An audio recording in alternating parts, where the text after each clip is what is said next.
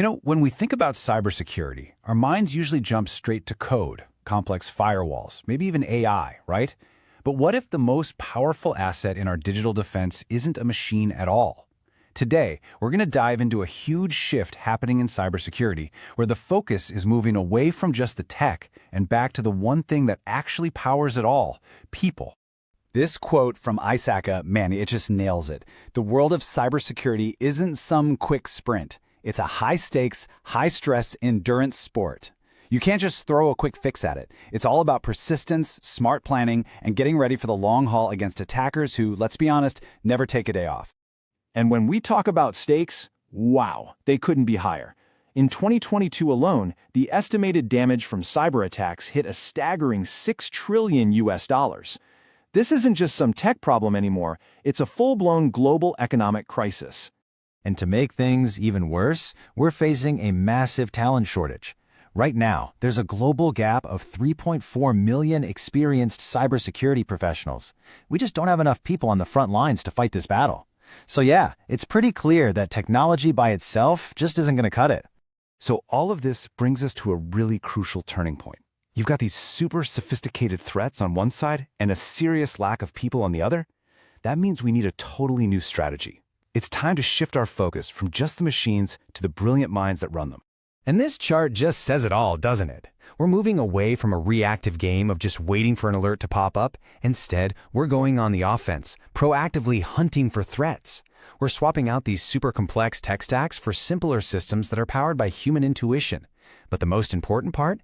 It's this fundamental change in perspective. People are no longer the weakest link. They are our single greatest asset.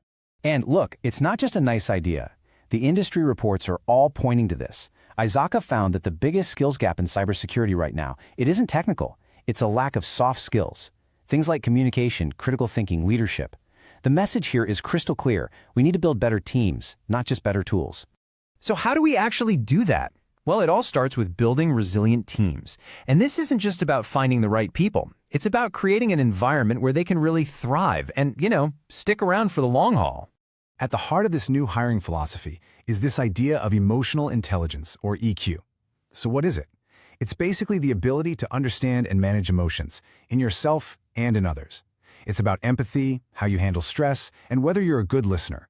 All qualities that are absolutely vital when you're in the middle of a high-pressure cyber crisis. And hiring for EQ has these huge benefits. People with high emotional intelligence are just better communicators, which is crucial for explaining risk to the rest of the company. Their critical thinking skills can be way more valuable than knowing one specific tool. Because, think about it, technical skills can be taught, but that kind of deep-seated problem-solving ability, that's much harder to come by. Okay, so you've hired these amazing people, now you gotta keep them, right? Burnout is a massive, massive risk in this field. Kaspersky lays out 5 pretty practical steps to help prevent it. First, make sure the team is actually big enough to handle the workload. Second, make the work feel rewarding with clear goals and career paths. Third, you've got to actively relieve stress with things like flexible hours and a culture of trust. Fourth, keep your team inspired with different kinds of tasks and chances to grow. And finally, get rid of the boring stuff. Automate and outsource those monotonous tasks whenever you can. But here's the thing. A strong security posture isn't just on the shoulders of your security team. In a truly resilient company, cybersecurity becomes everyone's job, from the CEO all the way down. And that means your training has to be smart. It has to be tailored. As you can see here, different roles need to focus on different things. Your executives, they need to practice crisis response, like making that huge call on whether or not to pay a ransom. Your security analysts need to sharpen their incident response skills so they don't get buried in alert fatigue. And your general employees, they need the basics, like how to spot a phishing email. One size definitely does not fit all. And the best kind of training? It's not death by PowerPoint. It's getting your hands dirty with hyper-realistic simulations. It's kind of like a flight simulator, but for cyber attacks. It lets security teams practice responding to a full-on crisis in a totally safe environment. This builds muscle memory and really gets them ready for the intense pressure of a real attack. So we've built the team, we're training the whole organization. What's next? What does this human-centric approach look like when you really take it to the next level? Well, it means shifting from a passive defense of just waiting for alarms to go off to a proactive offense, actively hunting for threats that have already slipped past your automated defenses. This is where threat hunting comes in. And honestly, it's kind of an art form. It's the practice of searching for anomalies and hidden attackers that are already inside your network. And this isn't something an automated tool can just do on its own. It relies completely on those unique human qualities, our ingenuity, our intuition, and our creative problem solving. But a threat hunt isn't just a random search party. It's a very structured process. It all starts with a hypothesis, basically an educated guess about what a potential threat might be doing. Then the hunters gather and analyze data to either prove or disprove it. If they find something, they investigate, validate that it's a real threat, and then they respond. It's a systematic, intelligence-driven search. To make this a bit more real, here's a great example of a hypothesis from a Trellix case study. The team guessed that a really sophisticated attacker might be hiding in plain sight.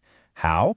By using the network's own legitimate IT tools to carry out their attack, a tactic known as living off the land. It's a simple but incredibly powerful hypothesis that gave their entire investigation a sharp focus. So what does this all add up to? Well, it leads us to one really powerful conclusion. The human element isn't a liability you have to manage. It's a strategic advantage you need to use. It really is our greatest asset in this ongoing digital fight. At the end of the day, technology gives us the tools, right? It gives us the sensors and the data.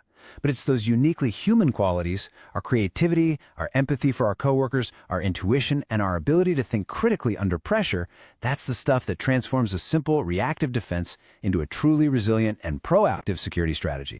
And so, I'll just leave you with this final thought to chew on. As we head into an age of AI-powered attacks and defenses, could it be that our greatest, most enduring cyber weapon isn't some new advanced code, but simply our own humanity?